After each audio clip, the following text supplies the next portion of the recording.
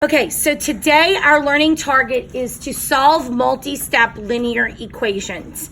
So we know that we're going to be dealing with linear. That means that the exponent on the x has to be 1.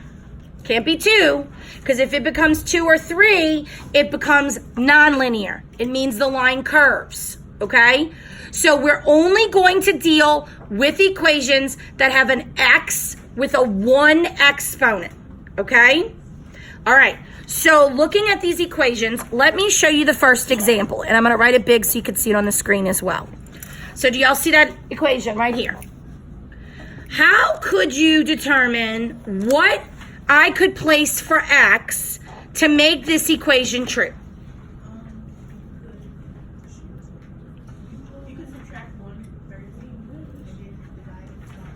Okay, so you're actually going through like a solving process. What else do some of y'all do? Any other ways you could figure out what for x makes this true? Okay, say what you're saying. You just subtract. Okay, he says, I'm just good at math. So what is he doing? Like you said. So what is he doing? He is doing that, but what is he doing? He's working it in his head. He's effectively like guessing and checking and putting it the right place based on what he knows about operations, okay? But what happens if I give you an equation that looks like this instead? And hold on, I'm writing it so that it's big on the screen. All right? Now, can you tell me what x equals? Raekwon said that he's really good at math. So what does x equal? Use the same method that you just did to figure out this answer. Don't use paper. You just told me that you looked at this equation and you could figure out that you could plug in, what, 3 and get the answer. Can you use that same method to solve this one? That is a lot. You have to break it down. So what you realize is that most of the equations that you're going to get are not going to be able to be done in your head anymore. And we have to have procedures to get there, which is where we are now. Because your equations are now going to look like this and not this. See, 6th and 7th grade, they taught you how to solve an equation by giving you the easy ones. Now we need to step it up just a little bit more. So let's say I give you this. 4 plus 1 equals 7 minus 2. I wrote it kind of big. Okay? Is that a true statement? Work it on your whiteboard and tell me your answer.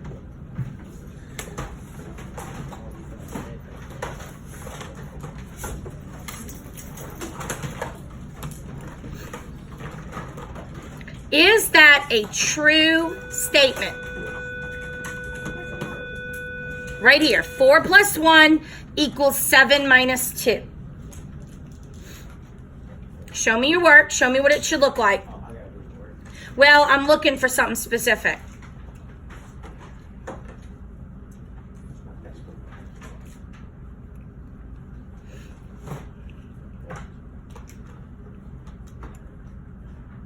All right, board's up when you got it so I can check your answer.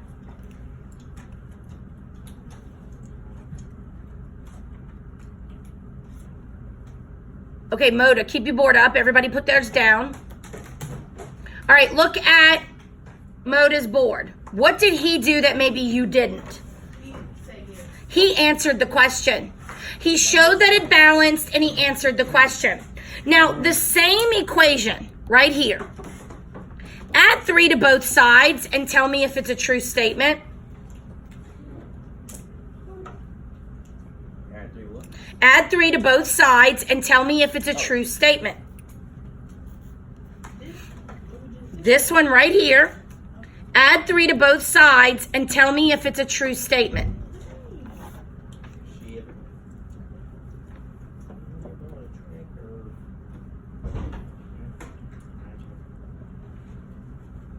Boards up? Why did it stay true? Because you still added 3 to the same number. You added the same number to both sides. The equation, the equal sign means that it's got to stay balanced, right? So if I did it here and I did it here, it should stay balanced. Now, what if I told you to add a 3 to the left and a 2 to the right? What would happen? It'd start to do this, right? So one of the key things that we need to remember about equations is that whatever I do to this side, you have to do to the other side. So as we're working today, if I subtract a 4 on this side, I've got to subtract a 4 on the other side. You're always going to do it to the same, you're going to do the same thing on both sides. Every time you do something mathematic in an equation solving. Okay? So you just saw that. I added a 3 to this side. I got an added 3 to the other side. It still made it a true statement. Now, if I add a 3 here and a 2 here, it's not going to be true because there'll be different amounts. So as we're solving, we need to make sure that we're aware of that. Okay, next, I want to go back to where we all started with this, okay? And so I'm going to put a nice, lovely 2-step equation on my whiteboard. And you want to have your whiteboard out too because we're going to do some solving.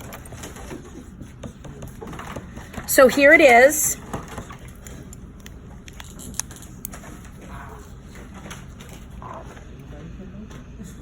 Now, looking at this problem, what was the first thing? What was the first piece of criteria that we had? Draw the river, because we knew we wanted to keep the sides balanced.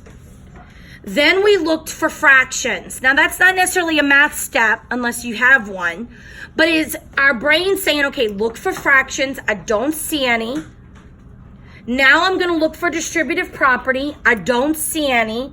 So I'm good to start solving. Okay? So now I'm going to take this out too because I don't want to confuse us. So now what do? I'm going to subtract. I'm going to undo my addition and subtraction. So that was the first thing we did. And we rewrote. Then what? Then I divide by 2. I undo my multiplication. And I got my answer. Okay? Fractions are perfectly good answers. That's not a big deal. So we know the procedure to get through an equation.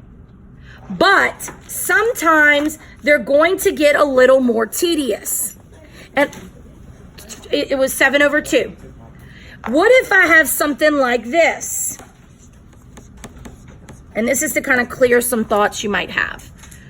Draw my river. Check for distributive. No. Check for fractions. Okay, now I see a fraction. But is it over the whole expression? No, it's only here with multiplication. So technically, I can just go in and do my addition, subtraction normal until I get my fraction by itself. Do you see what I did? Now I can deal with the fraction. Does everybody understand that? If it looked like this is when you would want to clear the bottom because the whole part of the equation is on top and you need it down, okay? So know that when I say clear the fraction, we're looking for a number to be across the whole equation, not just in the equation. Does that make sense? Okay. So now let's step it up a notch. We need to add a couple of more skills to our repertoire so that we know, I know y'all like thinking big words, repertoire meaning our skill set. Turn your board horizontal, please, or landscape.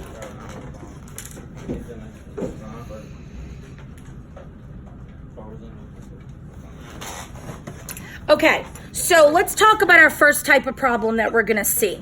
And I'm writing it on the board right now.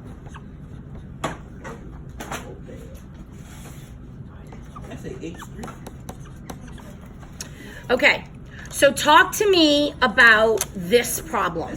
What is your first reaction? 1/5 x. That's a lot. So if it's a lot, you know you're probably going to have to do what? Break it down. Clean it up is what I say.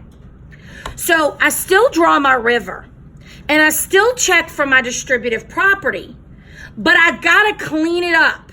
I've got to figure out how I can combine things to make it a smaller equation. So I'm going to look at the left. What could I put together? I could put this and this. That's what we're practicing in DMR, isn't it? So then I'm going to get 1 1/5 x plus 13. Look how much nicer that looks. Now, what about this side? What can I put together? The 1 and 22. Read it like a book. 1 plus 22 is 23. And then I add. Now, is this a more doable equation? Yes, it is. Because now it's broken down. So some of the features you're going to see now is your equations are going to be really long and you're going to have to do a little bit of combining, okay? So when we start learning our steps, I want you to focus on that, all right? Now, let's go to our next one. So get your notebook.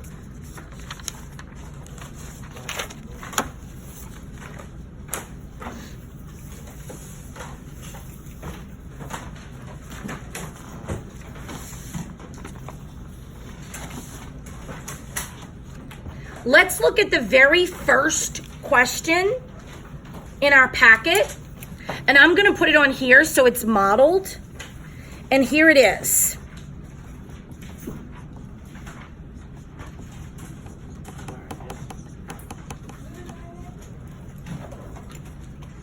So first thought on this. Lots of x's. So draw your river. And think to yourself, on the left, what can I combine or clean up? The x's, right? So what does it become? 4x. Can I do anything with these numbers now? I can get those together, which would be 12. Now, is it a more doable equation? Yes. So now I can just do my normal procedure and solve my equation like we've been practicing. Now notice I'm assuming you know what to do at that point because that was on your quiz last week, right? So from this point on, you should be able to solve it. But what we noticed that today was they might give it, I call these like train problems because don't they look like a choo-choo train? They're just so long. Combine them up and create an easier problem. That's what we're focusing on. So now let's kind of look at bigger picture. So I'm coming off of